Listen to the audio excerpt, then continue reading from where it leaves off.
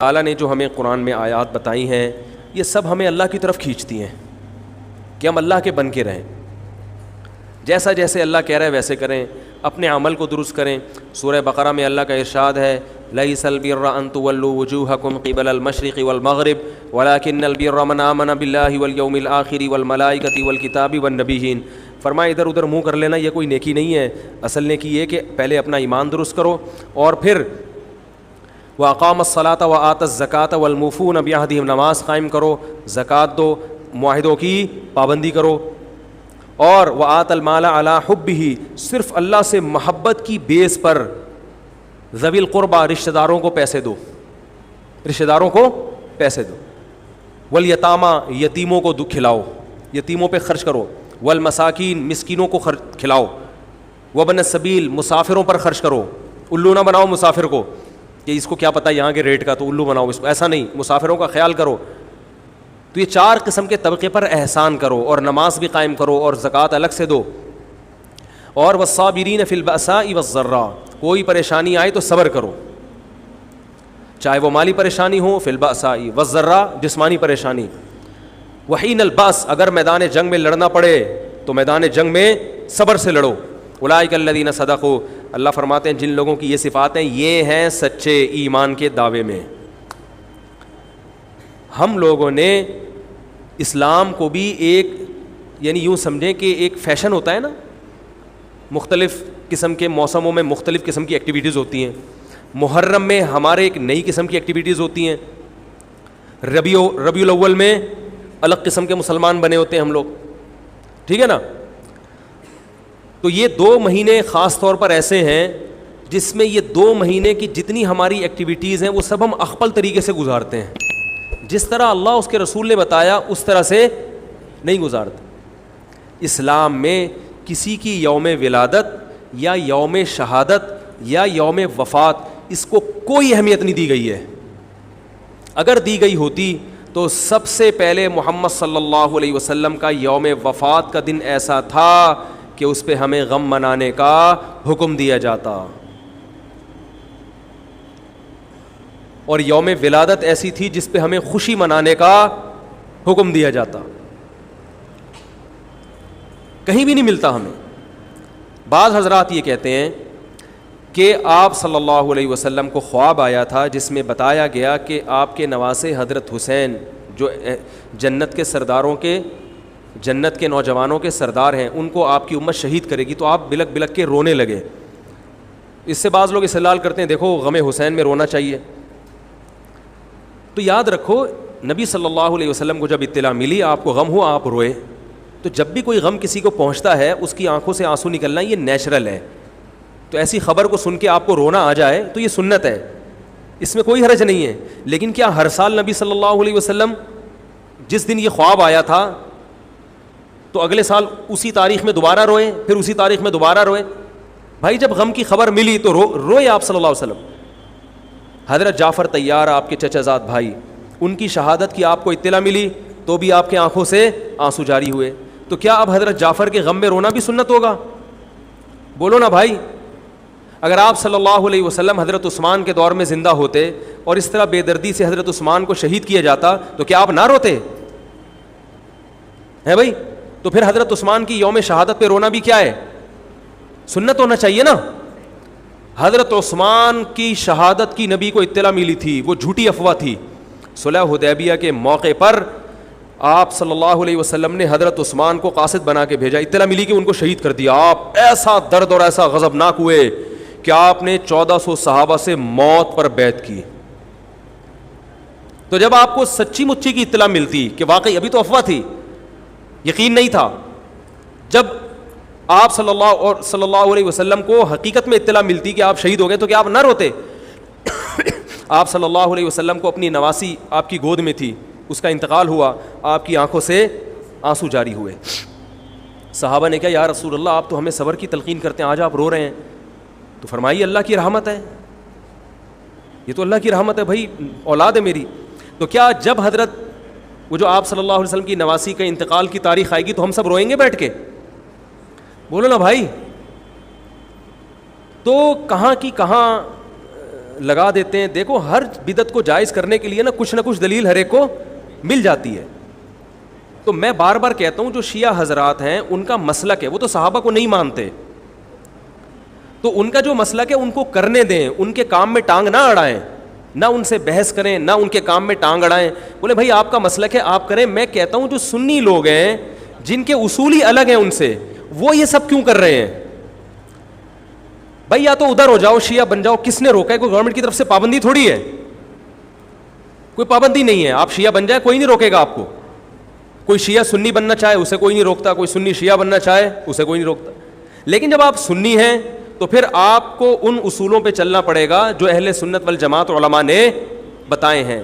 اہل سنت والجماعت کے ہاں رونا عبادت نہیں ہے. ہاں آپ نے کسی دن کربلا کا واقعہ سنا, چاہے محرم میں سنا, ربیع الاول میں سنا, حضرت حسین رضی اللہ تعالیٰ عنہ کی ایک جو دردناک شہادت کا واقعہ آپ نے سنا, آپ کو رونا آ گیا, تو یہ عین ایمان کی علامت.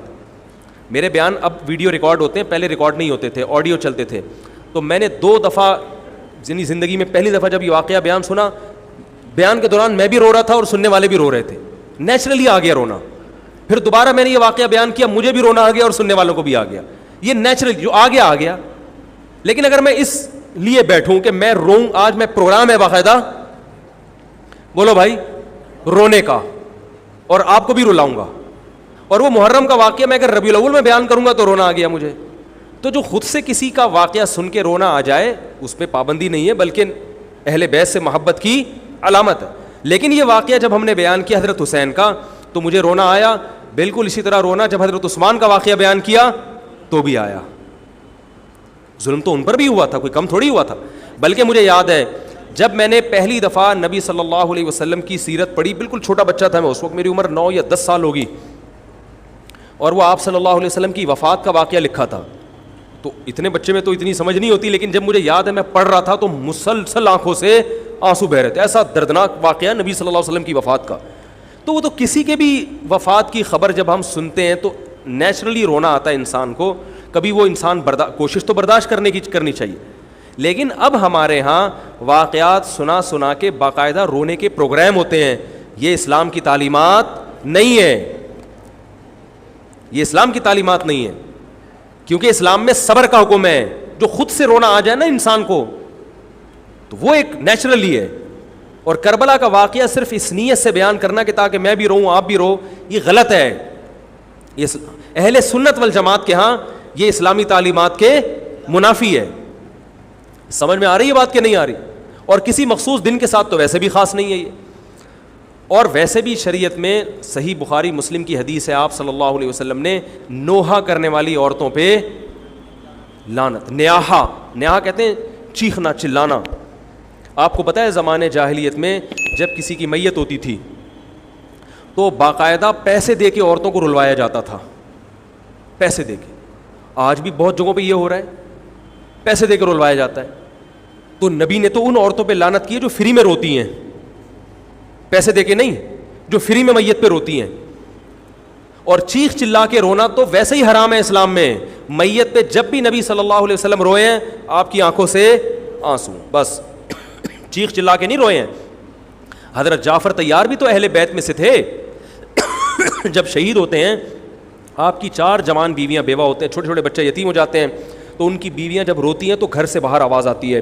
آپ نے پہلی دفعہ سمجھایا جا کے کہ ان سے بولو اپنی آوازوں کو پس کرو. جب دوبارہ تو آپ نے فرمایا منہ پہ خاک پھینک دو جا کے.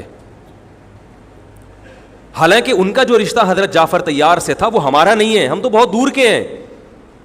اہل بیت سے جو جتنا ان کی بیویوں کا رشتہ ہے اتنا تو ہمارا نہیں ہے نا.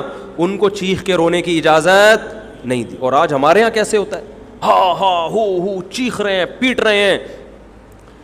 گریبان چاک کرنا اسلام میں حرام ہے روتے ہوئے. گریبان چاک کرنا اس پہ لعنت ہے نبی صلی اللہ علیہ وسلم کی. تو آج گریبان بھی چاک ہو رہا ہے, رو بھی رہے ہیں, پیٹ بھی رہے ہیں. تو بھائی وہ شیعہ حضرات کا ایک مسلک ہے, ان کی رائے ہے, ان کو ان کی رائے پہ چلنے دو. آپ جو اہل سنت والجماعت کو فالو کرتے ہو تو یا تو ادھر ہو جاؤ یا ادھر ہو جاؤ, درمیان میلہ لٹکو. درمیانی آدمی کہیں کبھی نہیں ہوتا. درمیان کی جو جنس ہے وہ کہیں کی ہوتی ہے.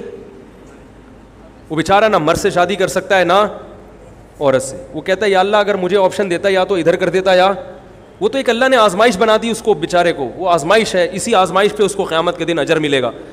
لیکن اپنے اختیار سے انسان بیچ کا بننے کی کوشش کرے, یہ ٹھیک نہیں ہوتا. اپنے اختیار سے یا تو شیعہ بن جاؤ یا پورے سنی بن جاؤ.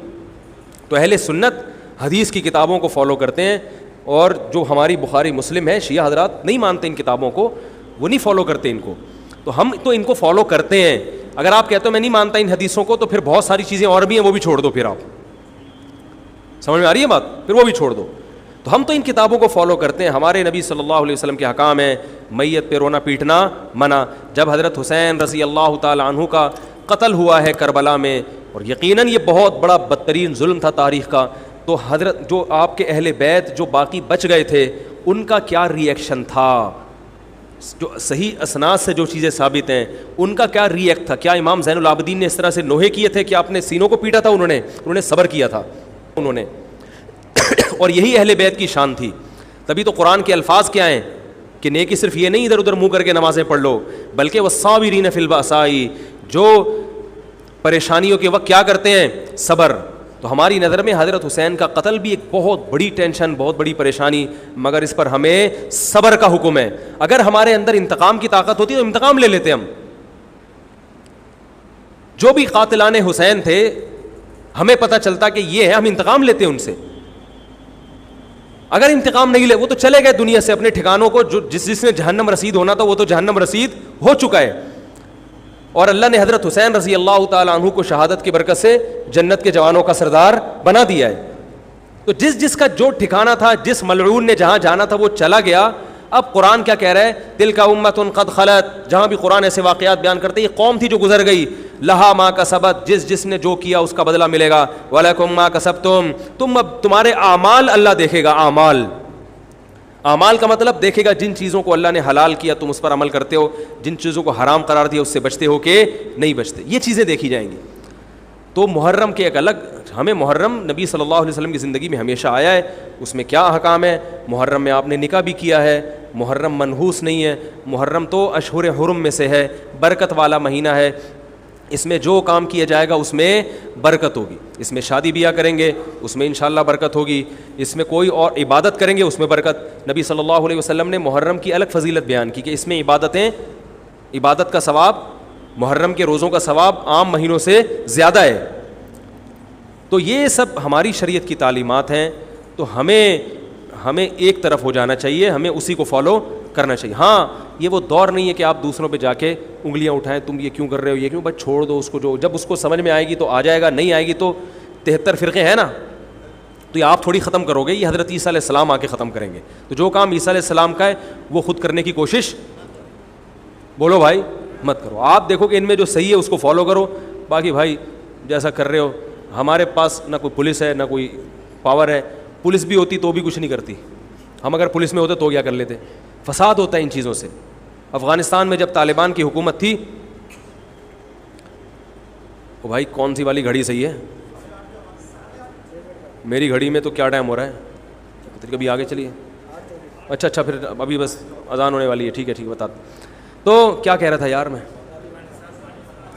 وہاں افغان طالبان کی جب حکومت تھی 5 سال, تو انہوں نے بھی شیعہ کی امام بارگاہ کو ختم نہیں کیا تھا. سمجھ رہے ہیں بات کو, ایک حد بندی کر دی تھی, ختم نہیں کیا انہوں نے بھی شیعوں سے صلح کی تھی, مذاکرات کیے تھے. بھائی ٹھیک ہے آپ اپنی امام بارگاہ کے اندر جو آپ کی ایکٹیویٹیز ہیں آپ وہ کرو. حالانکہ کتنی پاورفل حکومت تھی, اس لیے کہ اتنی بڑی تعداد میں انہوں نے کہا بھائی ہم کیسے پابندی لگائیں, ایک پورا ایسے ممکن نہیں ہے ہمارے لیے. تو گورنمنٹ کے لیے بہت سی چیزیں ممکن نہیں ہوتی, پابندیاں نہیں لگا سکتی گورنمنٹ. تو جو طالبان نہیں ختم کر سکے, حالانکہ طالبان سنی مسلک کے تھے اور وہ شیعہ بالکل ایک, میں نے وہاں امام بارگاہ میں اذانیں بھی سنی ہیں, ریڈیو پہ اذان آتی تھی امام بارگاہ سے, میں نے خود سنی ہے کہ بھائی میں نے یہ کہاں سے آ رہی ہوں, افغانستان سے میں اس وقت اذان. افغانستان کا چینل اس وقت آتا تھا طالبان کا اردو میں چینل, تو اس میں اذان آ رہی ہوتی تھی شیعہ حضرات کی. تو فرقواریت کا یہ طریقہ ختم کرنے کا نہیں ہے کہ آپ جا کے ان کو چھیڑیں تنگ کریں. بھائی یہ بہت عرصے سے چلے آ رہے ہیں, چلتے رہیں گے. جو صحیح ہوگا اس کو حضرت عیسیٰ علیہ السلام نافذ کر دیں گے, جو غلط کو ڈیلیٹ کر دیں گے خود ہی. اگر ہم غلط ہوئے تو حضرت عیسیٰ علیہ السلام سب سے پہلے ہماری گردنیں اڑا کے ہمیں ڈیلیٹ کر دیں گے, ٹھیک ہے نا. اگر وہ غلط ہوئے تو ان کو ختم کر دیں گے. تو یہ ان کا کام ہے, آج کسی کے بس میں یہ نہیں ہے. تو میں یہ اس لیے کہہ رہا ہوں کہ لڑو مت, گالی گلوچ مت کرو, فیس بک پہ ایک دوسرے کے خلاف نیگیٹو کمنٹس مت کرو, کیونکہ ہم اختلافات کے متحمل نہیں ہیں. ہمیں بہرحال قومی سطح پہ ایک ہی بن کے رہنا ہے. پاکستان کے مقابلے میں جو ہمارے دشمن ہیں ان کے مقابلے میں ہمیں ایک بن کے رہنا. جہاں تک مذہب کا تعلق ہے, بھائی آپ کا مسلک اجازت دیتا ہے آپ کریں, ہمارا مسلک ہمیں اس کی اجازت, ہمارا مسلک ہمیں ماتم دیکھنے کی بھی اجازت نہیں دیتا. سمجھ میں آ رہی ہے بات؟